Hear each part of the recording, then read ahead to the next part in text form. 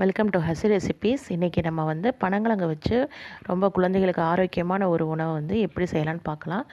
இது ஒரு sweet item. இப்போ இதுக்கு வந்து தேங்காய் பூ எடுத்துகிட்டு கிஸ்மிஸ் முந்திரி எடுத்துருக்கிறேன், வெல்லம் எடுத்துருக்கிறேன். சீனியை விட வெல்லம் வந்து ஆரோக்கியமானது, அதனால் வெல்லத்தை எடுத்துருக்கிறேன். இப்போ வெல்லத்தை வந்து நல்லா இந்த மாதிரி துருவிக்கிடுவோம்.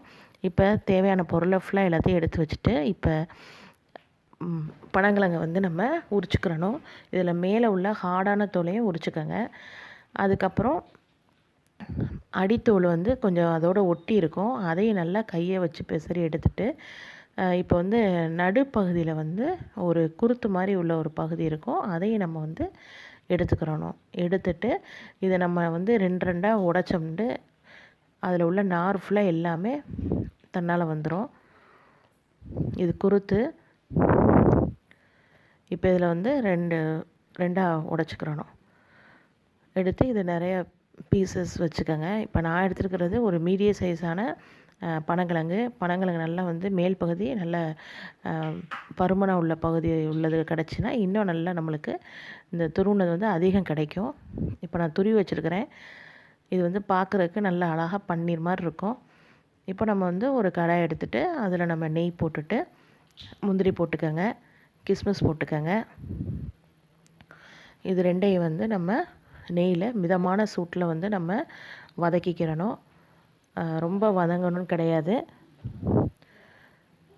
அந்த கிஸ்மிஸ் பொங்கி வரையிலே நம்ம வந்து தேங்காய் பூவை ஆட் பண்ணிடுவோம். தேங்காய் பூ வந்து நல்லா வதக்கிடுங்க. இந்த மாதிரி கெட்டியாக உள்ளது வந்து அப்படியே எல்லா தேங்காய் பூவும் பிரிகிற அளவுக்கு வதக்கிட்டு அதுக்கப்புறம் இப்போ நான் வந்து பனங்கிழங்கு நம்ம துருவி வச்சுக்கிற பனங்கிழங்கு வந்து ஆட் பண்ணுறேன். இதையும் வந்து அந்த தேங்காயோட மிக்ஸ் ஆகிற அளவுக்கு நல்லா வதக்கிங்க. ஒரு 5 to 7 நிமிஷம் வரையும் மிதமான ஒரு சூட்டில் வச்சு நல்லா வதக்கிடுங்க.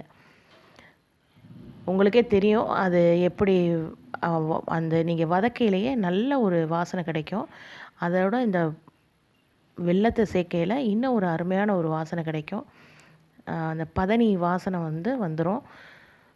சுகர் சேர்க்குறத விட இந்த மாதிரி கருப்பட்டியோ இல்லை வெல்லமோ சேர்த்துக்கங்க. இப்போ இது நல்லா வெந்த பிறகு நான் 1 டேபிள் ஸ்பூன் அளவுக்கு நெய் சேர்த்துருக்குறேன். இப்போ இது சேர்த்தாச்சு. சேர்த்ததுக்கப்புறம் ஒரு 2 நிமிஷம் கிளறி விட்டுருங்க. நம்மளுக்கு சூப்பரான இந்த லட்டுக்குள்ளது கிடச்சிரும். இப்போ இதை வந்து கையில் நெய் தடவி லட்டு மாதிரி பிடிச்சிக்கிறலாம். கண்டிப்பாக செஞ்சு பாருங்கள். என்னோடய சேனல் லைக் பண்ணுங்கள், சப்ஸ்கிரைப் பண்ணுங்கள். தேங்க்யூ.